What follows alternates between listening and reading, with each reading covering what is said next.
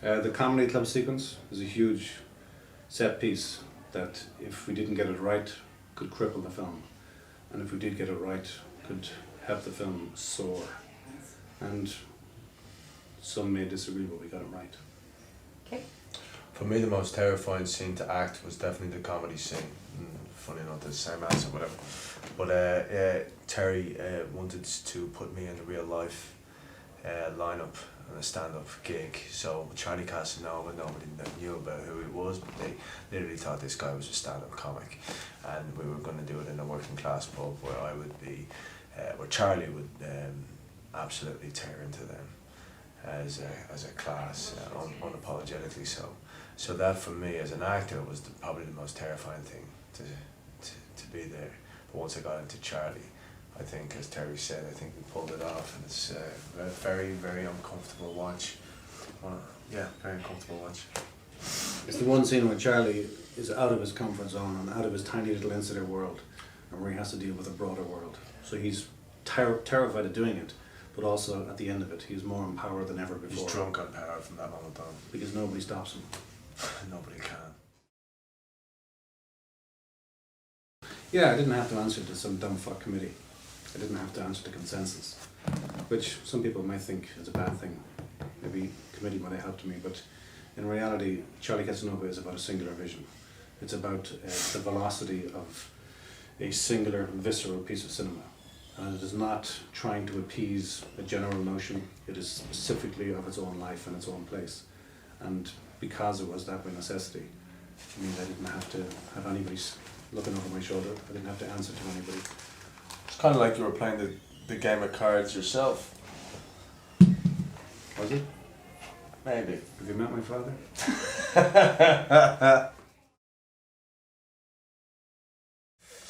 Yes, what got me involved in the project. I've known Terry for years, and I initially I met him by putting on a couple of scenes from a script that he'd written called Dance Hall Bitch, and as a result we became very close friends. And I came back from America, heard he was auditioning for Charlie Casanova. He offered me a role in it, to which I would have said anything to do, and I stood in for the actor who was initially cast as the part, because he wasn't available that day. And during the auditions, the screen testing for the women, he said, "I'm probably going to regret this for the rest of my life, but you are Charlie." To which I replied, "I'm all over that shit." And in that sentence was a lot of naivety and a lot of arrogance, thinking that I was able to do this role. And then I sat down with the big man himself. We read over the script, and I realised that I was in over my head. Not only did I know nothing about how to play Charlie Casanova, but I realised that I knew nothing about acting in general. The rhythm, the science of his language, Terry's language, how I was going to do this, I was terrified. And my study for it was playing the game. I played the Charlie Casanova game. I abdicated responsibility. I went around the streets of Dublin for 2 weeks before we started filming it, and I asked myself questions, and I got people involved in the game, and it took me to dark places that only Terry knows about. And I haven't picked up a deck of cards since. And the reason why I did that, the reason why I went method, is because I don't think I was good enough not to do it, to be honest. And I was petrified from beginning to end. Petrified.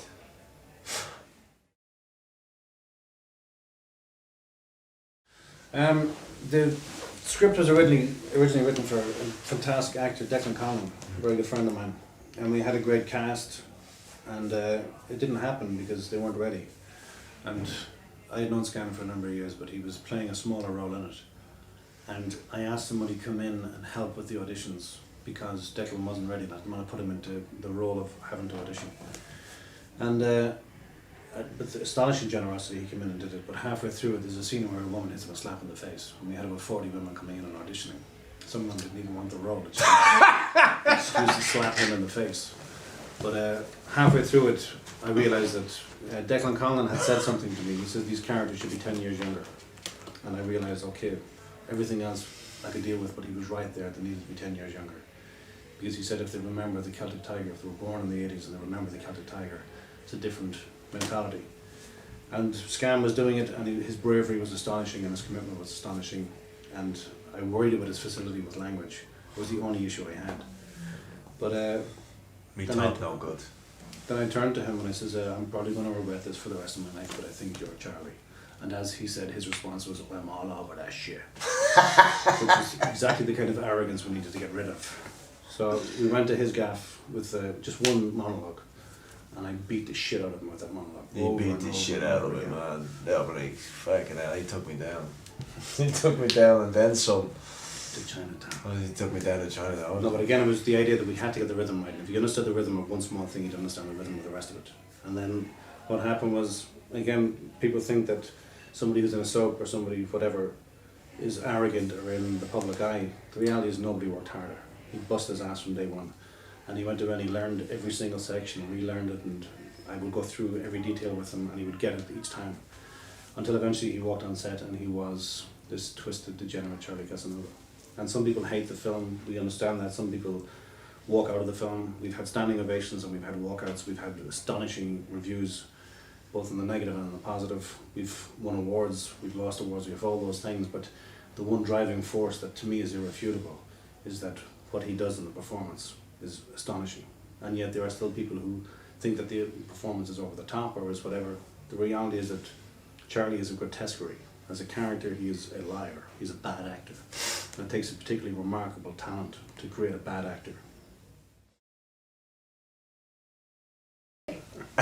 Yes, absolutely. As I said, I played the game. I played the Charlie Casanova game 2 weeks beforehand, and I lived it 24/7. I spent all Christmas away from my family in my room, learning the scene, relearning the scene, getting the words right, the science right, the rhythm right. And Charlie Casanova, Charlie became this orchestra of so much music in Terry's language that he started dancing. At some point I just started dancing with the script, and the fingers, Charlie started dancing with his fingers quite a lot. And as a result, relationships suffered on and off set. Really, I was probably a nightmare to live with for those 11 days. And 11 days doesn't seem that long, but in Charlie's head, it's a lifetime.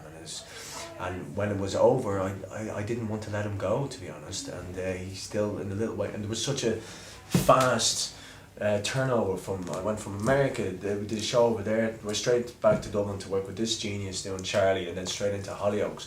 And I brought a little bit of Charlie into Brendan Brady because I didn't have time to detach myself. Or maybe I did have time, but I just didn't want to because I fell in love with him in a kind of pervert. I mean, I'd have a drink with Brendan Brady, but probably just at one time.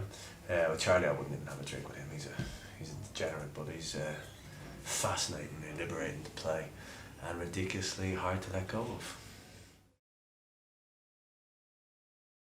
I had seen a particular brand of degenerate that was being born in Ireland, and they weren't in tracksuits like we were led to believe. They were in three-piece suits, and they were articulate and all hyped up on Viagra and Coke, and they wanted nothing more than to get revenge on the thing they fear, which is the working class. And I thought that was a grotesquerie. It turned out it has now become government policy. And those people who are obsessed with power and who look at other human beings and there's no empathy, they just look at you and see what they can use you for, have become increasingly common in Ireland. And now I think, I wrote it a few years ago, but now I think more than ever, there are more Charlie Casanovas out there, and some of them are political leaders.